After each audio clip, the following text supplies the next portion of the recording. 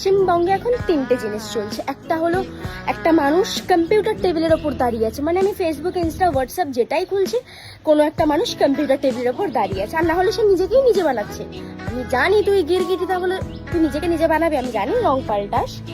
আরেক দল হলো খেয়ে দিয়ে কোনো কাজ নেই ভাই, লাল শাড়ি পরেছে, সবাই লাল শাড়ি। ওরা আবার ফেসবুক প্রোফাইলও চেঞ্জ করে দিচ্ছে, আমি যারা 3 বছর ধরে চেঞ্জ করতে পারিনি, ওরা লাল শাড়ি এডিট করে বসিয়ে চেঞ্জ করে দিয়েছে। আর তারপর আসে একদল, সেটা হলো আমার মতন কিছু মানুষ যাদের এগুলোর প্রতি কোনো ইন্টারেস্ট নেই। তো পরে প্রথম কথা, ওরা জানেই না কিভাবে করতে হয়, আমি জানিও না, আমার বান্ধবীরাও জানে না, মানে যে আমাকে বানিয়ে দেবে। মানে কি ট্রেন্ড ভাই, এরকম ভাবে কে গা ভাসায়? ফেসবুক, হোয়াটসঅ্যাপ, ইনস্টায় দেখতে দেখতে পাগল হয়ে যাচ্ছে সবাই লাল শাড়ি পরে, কত সুন্দর। মানে সবাই ভাই, ফেসবুকে আমি অন্য কোনো পোস্ট পাচ্ছিই না, সবাই লাল শাড়ি পরে, কানে একটা ফুল দিয়ে, একটা সুন্দর 90s-এর গান লাগিয়ে, মানে স্টোরি আমি যে এটা চেক করব, সবার ওরকম ফটো, আমার নিজেরই কোনো ফটো নেই।